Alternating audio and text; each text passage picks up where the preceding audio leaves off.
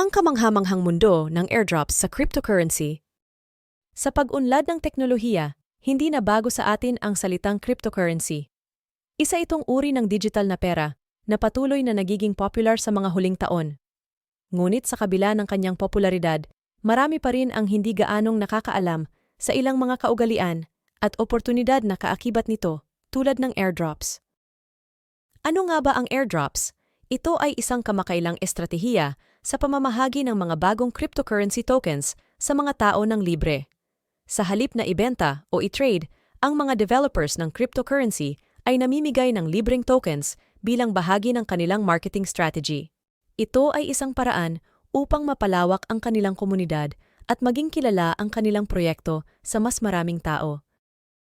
May ilang mga paraan kung paano maaaring makakuha ng mga libreng tokens mula sa airdrops.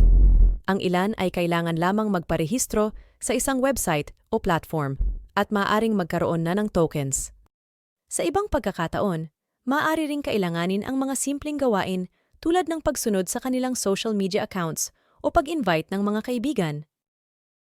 Sa kabuuan, ang mga airdrops ay nagbibigay ng bagong pananaw sa mundo ng cryptocurrency.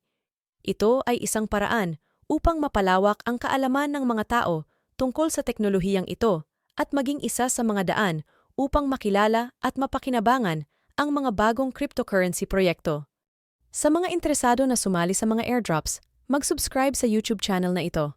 Subaybayan ang mga airdrops dito sa channel na ito. Ihanda ang Cardano wallet at ilagay sa comments ang Cardano receiving address mo.